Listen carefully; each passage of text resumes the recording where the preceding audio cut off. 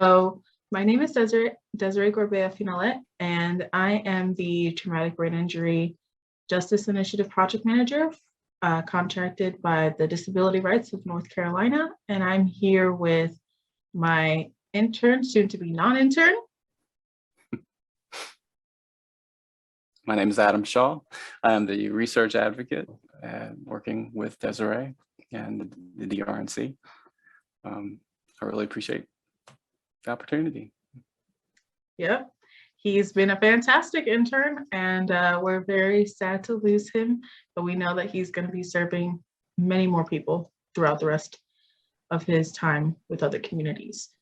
So we want to discuss what the Traumatic Brain Injury Justice Initiative is, talk a little bit about Adam's time here with us as an intern, and just basically inform the community out there in North Carolina and in broader terms, where we're currently at in our traumatic brain injury work. So we just want to get started with and introduce ourselves a little bit more in our backgrounds and what we do professionally, what some of us do academically. So let's start with Adam.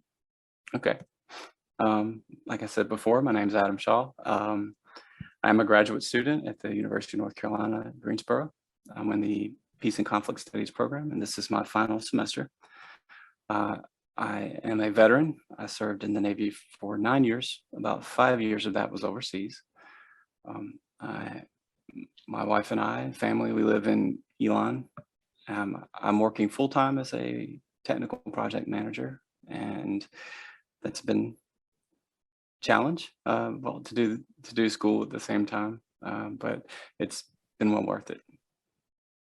That's great. And he is graduating. I don't know if he said that. You said that right? Yes, I am graduating May 6th. Yes. So that's exciting. Very.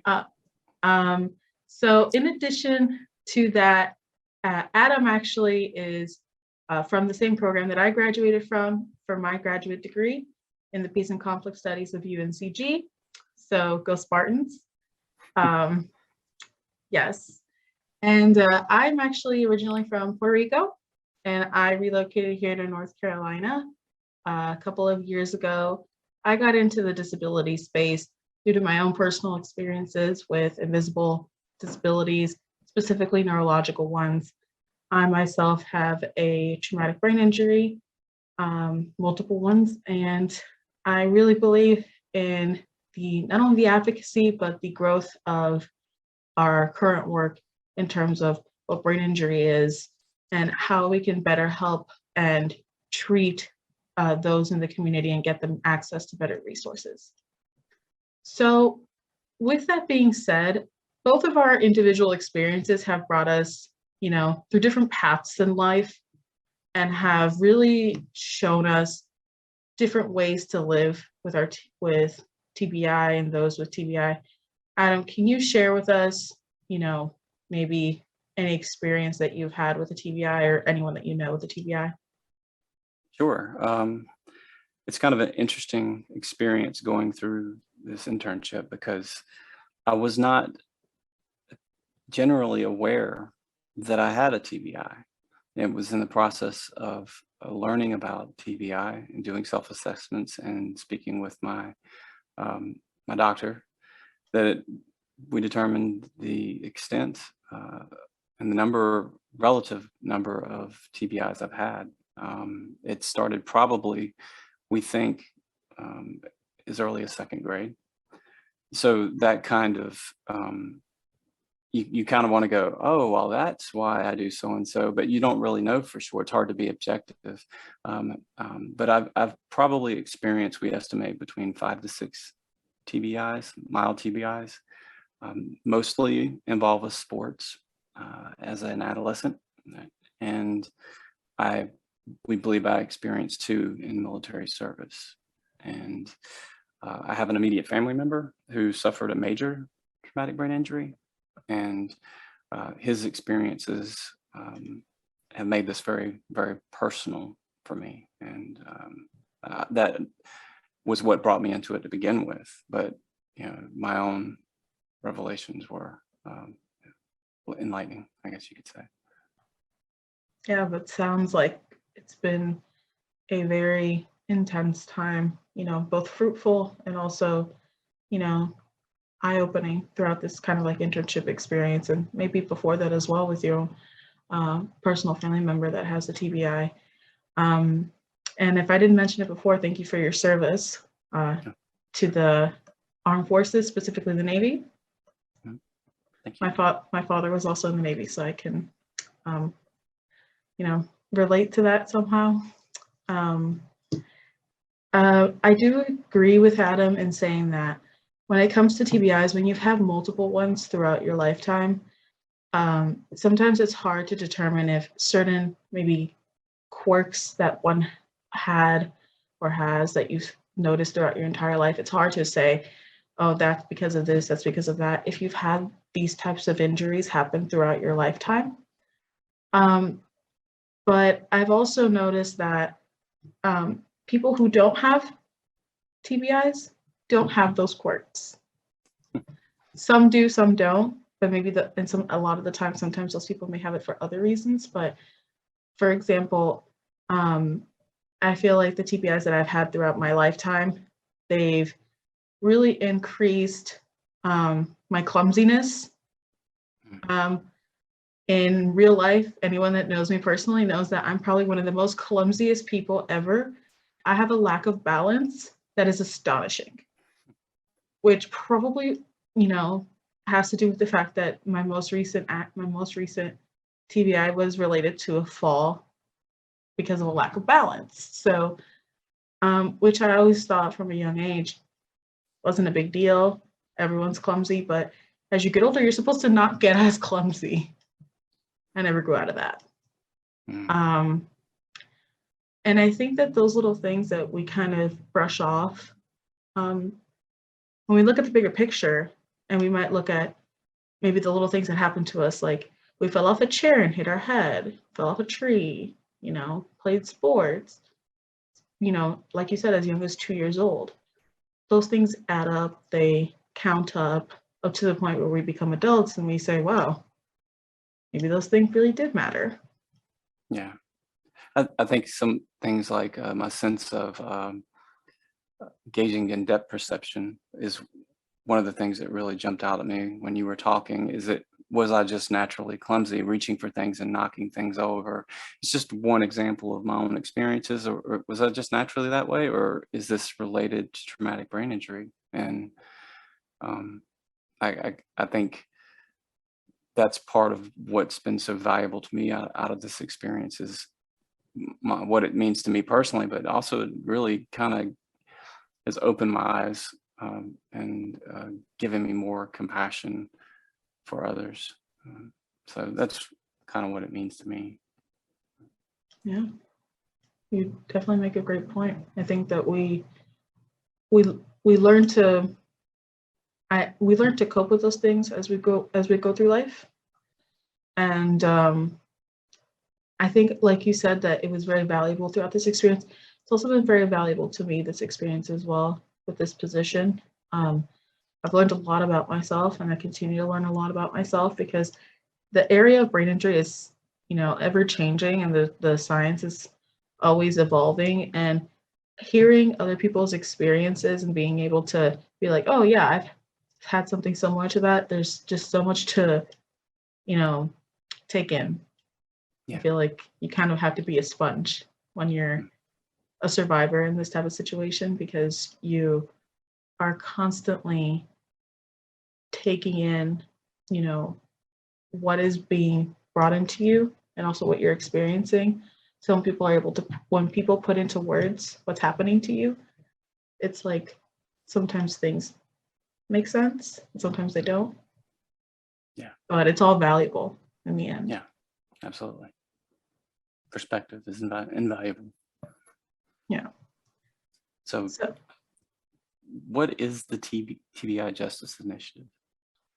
So the TBI Justice Initiative, I think the way that I describe it when people ask me is North Carolina's specifically Disability Rights in North Carolina's way of bringing what other states have done in the area of traumatic brain injury screenings, programs, and community reentry assistance for those who have been affected by traumatic brain injury in the criminal justice system. So what we look at is, other states that have, implemented these types of programs, maybe it be through an academic study, whether it be just a simple program. When I say simple, I shouldn't say that. It's never simple. My apologies. A program that maybe they do for a couple of years, a pilot program that is done with the aims to help these individuals get the types of screening, maybe if they go in, when they go into jail, when they go into prisons, or if they're going through a court. So it depends on the hosting location of the screening program or pilot. What we're looking to do is bring that same type of initiative of screening, education for those who screen positive, training for employees, whether it be in the court system, if that's where the pilot would be hosted, or education, training for staff members in a jail or prison, and eventually creating community reentry assistance. So it's a 4-step plan that even has sub-steps to that. And we're looking at really bringing in all of these different facets from other community agencies to partner with, because you can't do brain injury work without your state's brain injury association, without your state's other brain injury agencies that are working with employment assistance to help people, create their resumes and get back into the workforce. I think this type of initiative, it takes a village and it takes a camaraderie that I've seen in other states that they have, and I really want to bring that here. I'm not sure if that answers your question. Yeah, it does. Quite well. Thank you. I've tried to summarize my, when others ask me about my internship, I've tried to find ways to explain it. And I guess I should have asked you.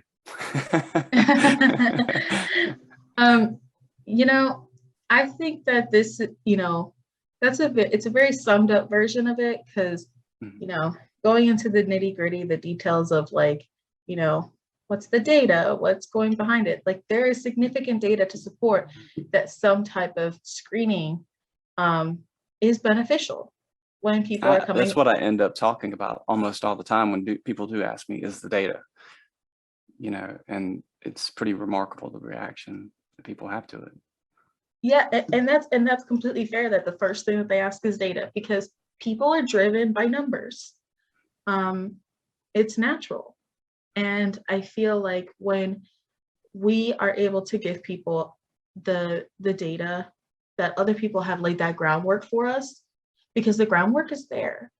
And as we're going to continue to discuss in the rest of this meeting, is that there is significant groundwork that other states have done that people are continuing to build on, and we're just one of those people who are just building another block on, so that future people can be like, hey, we're going to come here and we're going to take what they did and we're going to do another, we're going to take it up a level.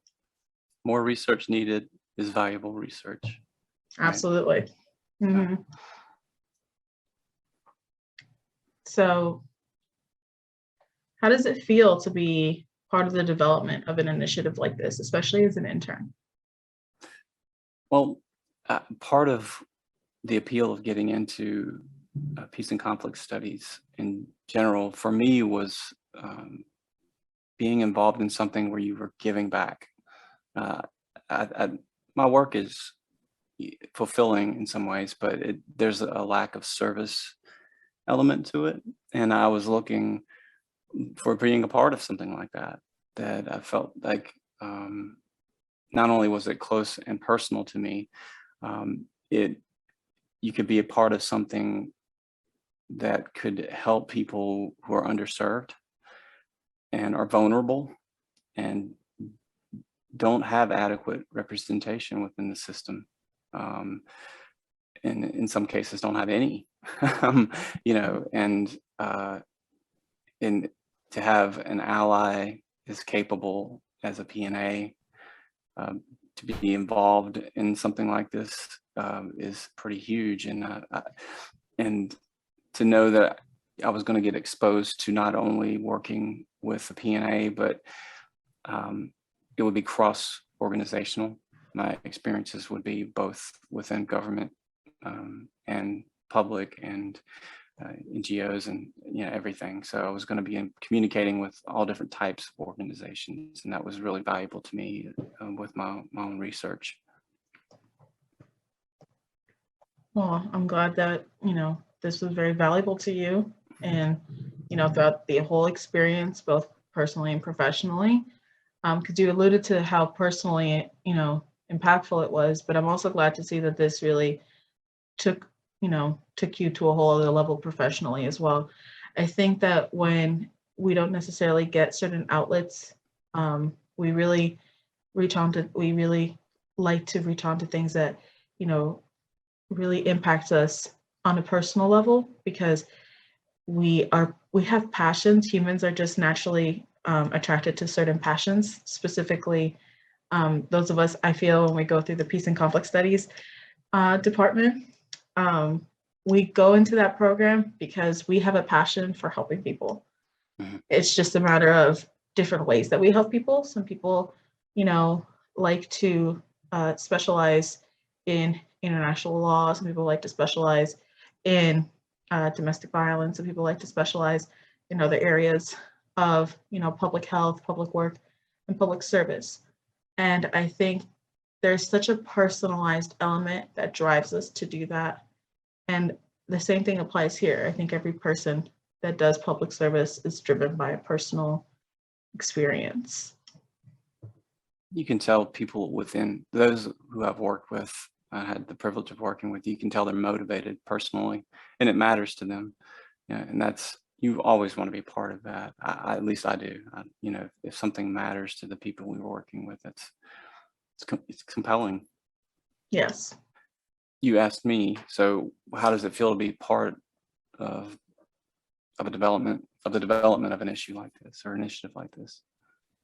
The development of it, a colleague of mine here at, Disability Rights has said recently to me that being a part of these types of programs that are just starting out, especially that you're developing, these are the types of things that, while they may seem small and are small, it's when you put in those seeds and you plant them and you cultivate them, in a few years, people are going to want to be a part of it, and they're going to want to see how it is and how it can, help, how they can help, and what it can do for their communities.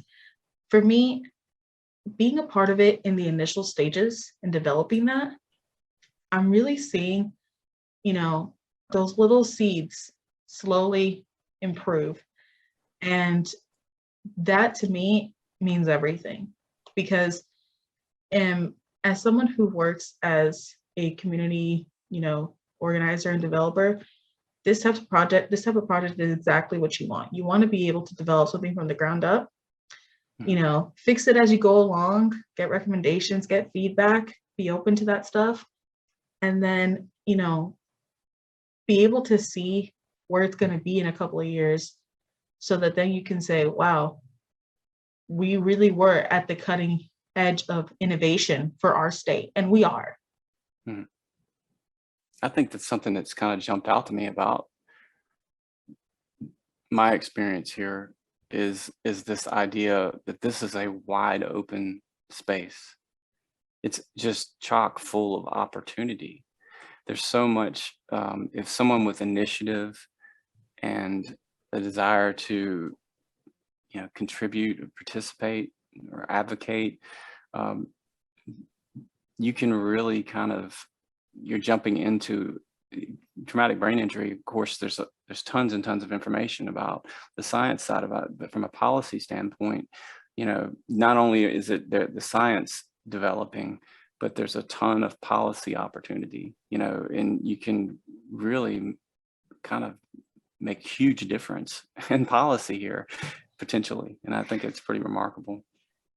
Yeah, and you make a great point. I think for me, one of the things that stands out to me about this initiative is the fact that when a state, and this is something you and I have been working on throughout your internship, is when a state is making the moves to start looking at traumatic brain injury in their criminal justice system, it is a long journey. Mm-hmm. It takes a while. It's not overnight. It's not even over the span of a couple of months. It takes time because you're looking at basically, how do I involve these types of things into our system? And, how do I get people on board? The same way that it's like, I believe in this. I have a couple people that believe in this. How do I get the grander scheme of everyone to believe in this? Yeah. And to me, that's what I like about this. That stands out because I like a challenge. And that's part of the reason why I took it, because I like a challenge and I like the idea of, we're never going to get everyone on board. Yeah. But we got to get as much people as we can so that we can move forward. And to me, I think that I can take that challenge. And you think that even if all of this work helps one person, how profound of an impact could it be? We've seen the difference that the simple changes within the court system can have on a single person and their entire family, and it's just remarkable, the potential for positive change in this space. And it's super exciting and compelling to me. Yes, I agree. And I'd even go further because you mentioned that, the impact that it can have on one person. I want to shed light on these stories, the actual anecdote stories of people who came out of the programs in Colorado. Forgive the light of it turning into darkness where I am. So I want to shed light on some of the stories that have come out of Colorado, that of people who have gone through the screening program, have gone through their entire educational and their educational programming, and have come out the other side and have said, this saved my life. Yeah. And that, to me, like you said, it's everything. Because these are the people that go into the system, possibly likely unaware of their TBI and how it affects them. And if they can have something like this, they're better prepared for when they go out. Mm-hmm. And it's the same concept of, providing any other type of service. So I think this is one of those things that we'll definitely be able to see throughout the coming years what impact it'll make on our system. Yeah. For you, what has been your experience as an intern with this project, with the DRNC? Like, maybe what's been your favorite part, or just what do you take away from it? Well, I've gotten so much knowledge and perspective. And it's not just the experience as an intern of working with the DRNC and working with yourself and the other members of the team, the core team for the criminal justice initiative, but it just personally, I'm actually struggling to find the words. It's okay. Take your time. you gain so much information about what is happening in other places, and that spawns ideas, and it's just like a domino that this series of fireworks goes off in my head of creative possibilities, whether it's technical solutions problems or procedural policy. I'm very much a solutions oriented person, so it's just given me so many ideas, and so that's one thing that I think has been my one of my favorite parts about it. Forming relationships and connecting with people that are as passionate about this or more passionate than I am, and that's probably been my favorite experience about this. Wow. Sounds like this really changed you. Yeah. I don't know if that's a good word to say. Yeah, I mean, I think it would be almost impossible to be engaged and not be changed by this. Wow. That should be on a t-shirt. When we're presenting in conferences, this project, it's impossible to be on this work and not changed. Yeah. Wow. Right. That's our slogan. Got it.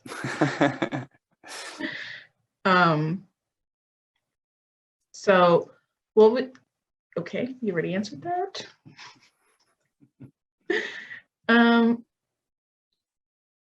What do you think will be the biggest impact of this initiative? Wow. I think,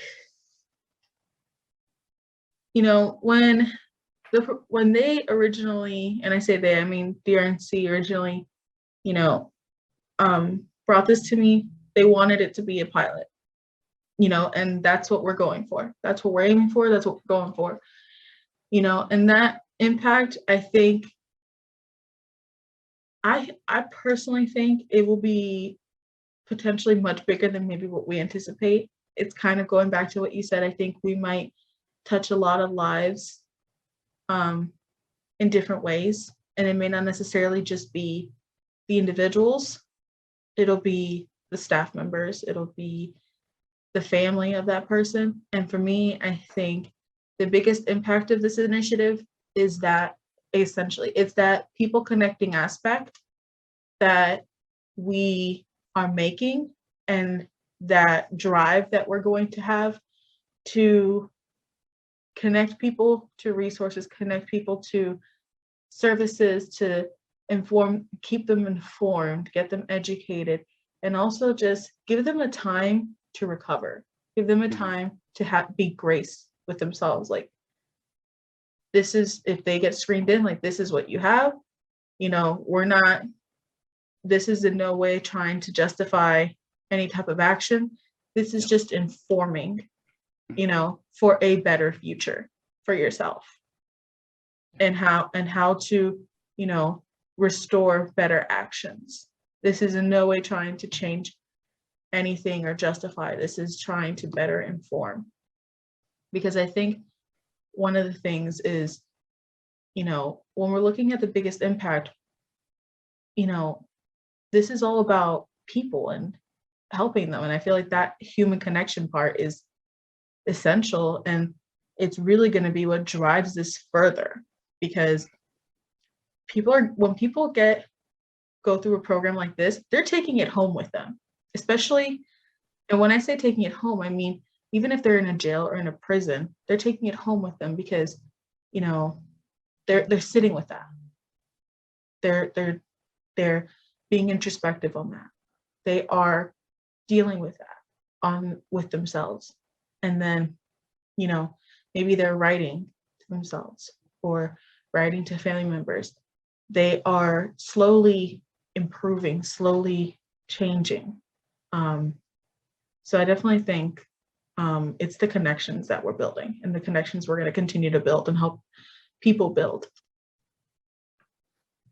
So how did you find me? How do you go about seeking out interns? Well, And are you looking for other interns in the future, I may add? I think that when it comes to interns, I can say this program will, I think for the foreseeable future, will definitely need interns, such as yourself. And they're definitely beneficial. The way that I went about it was sending out kind of like a, intern needed call to the Peace and Conflict Studies department in UNCG and sending that out to all graduate students. And it was just by, I don't know if pure luck, the universe, whatever you want to call it, that just, referred. You had a professor that I also, I studied with her, and she referred you to me. She's great, Yeah. by the way. She's really great. Yeah, she's wonderful. And if she's watching this, hey, you know who you are. So I definitely think other interns can benefit from this. This is an internship where you learn about, not traumatic brain injury, number one. Number two, disability is intertwined in everything that we do because it is what we do. Where disability is essential to, it's the name of the agency, disability rights. You're going to be a person would be working with criminal justice. They'll be learning about prisons and jails and what that is here in North Carolina, and also what it can be in a larger scheme of the nationwide, because one of the things that we have been looking at is a statewide database. And Adam has been essential in helping organize and create that. And those types of things, those types of projects can take an entire semester in addition to smaller projects. So there's always room for more interns. So, if there's other students in other universities that are interested, absolutely. I'll put my email, hopefully, when we post this up, and someone can reach out if they want to. Right. And as far as the initiative, where does the initiative stand now? So we currently stand in, we are starting our advisory committee. We will be meeting for the first time now in April. Invitations, briefs have been sent out. It's super exciting. That is, where we're currently at. We also have potential interest in pilot locations that we're currently cultivating those relationships to see where that will go. We're hoping to hopefully have a pilot location soon, and that we can, announce to everyone. But if everything goes well, hopefully it'll be soon, and knock on wood. And we've really narrowed down on a screening tool that we've chosen. We really want to make this initiative something that is a collaborative effort between agencies and people from the community. So I've started a little bit of the groundwork, but now with the advisory committee, I'm really excited to see where the advisory committee can take this to, in the sense of, where we can take the current information we have and where we can move forward with it. And Adam will be part of our advisory committee too. Yeah, I'm looking forward to it. I don't know if he wanted us to announce that, but sure. Yeah, it's great. I'm really excited about it, to be a part of it. And my intentions, even though the internship is ending soon, my intent is to be very involved and engaged as much as I can be, and to the point, hopefully I don't annoy y'all with my engagement and involvement. So yeah, I definitely want to be involved in this going forward. It means a lot. You will absolutely not annoy us, because I think everyone on the team has definitely taken a lot of likeness to you, and you've helped us out a lot, given us not only a personalized experience of TBI, but really just, it's that providing additional ideas and feedback, because if there's anything that this type of, grassroots project needs is ideas, and people that are willing to work on them. Because ideas are everything, but if there's not people that are willing to work on them, those are the keys. You need one with the other. Yeah. It's kind of like how I feel like one of the great things about this initiative is, as a peace and conflict study graduate student, one of the things that they talk about a lot is finding the meeting ground between praxis and theory. And I think that this initiative is ripe territory for that, because you are in the middle of finding practical ways to implement theory. And so I guess I should have mentioned that earlier in one of my takeaways from it, but I wanted to make sure we added that as well, because it's important, I think, for researchers and people who want to be involved. Yeah, I agree. I wake up every day and I go to work and I see, the name of our project, which, for everyone who's watching and listening this, the person who named this project was actually Adam. It was one day when I had asked him, do you think because I was telling him we need to give this a better name than just TBI project. And he came up with a couple of good names, because he's a really good name generator. And my experience in my youth of being in bands is what it was, making up band names. So that'll help, definitely. Yeah. And then he came up with this one, and I don't know, it's just kind of stuck. So, like I was saying, I see the name every day when I go to work, and I'm like, I'm excited. I get excited all over again, just like when I first started. And I feel like that's exactly how you should be with this type of work, especially when you're doing it from the bottom up. You've got to be excited about what you're doing, because that's going to keep you going. Yeah. Well, I see it as a justice initiative, and that's kind of at the heart of where the name was at. For me, it's justice. That's what we're seeking as best as we can. And I really hope that everyone who's listening and watching has taken something away from what we've talked about. If there are any questions, please don't hesitate to reach out through my email or my phone number, which we'll put in the posting of this. And we're just really excited to let the whole community know, let the disability community know, and brain injury community of North Carolina, and everyone alike, that we're here, we're moving, and we're going to keep going. So with that said, thank you so much, Adam, for being with me today. And thank you. It's pretty late in the day to record, as you can tell by the light. For those of everyone who's watching, but yeah, the light's dimming. So anything else you want to say, Adam, before we go? I'm really grateful for the opportunity, and it's been a wonderful experience. Well, we're really grateful to have you. Thank you to the Disability Rights of North Carolina, and we will be ending this now. Thank you. Bye.